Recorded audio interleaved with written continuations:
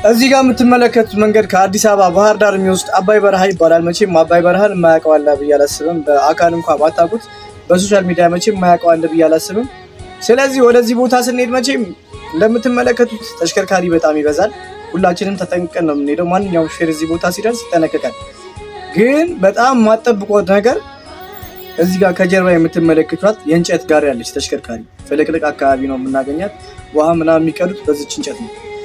ስለዚህ እቺን ነገር እንጠንቀቅ ነው። እስኪ በዚች ጉዳይ እስኪ ምን ሀሳብ አስተያየት አላችሁ? እስኪ በዚች እንጨት እስኪ ምን ያክል አደጋ ደርሷል?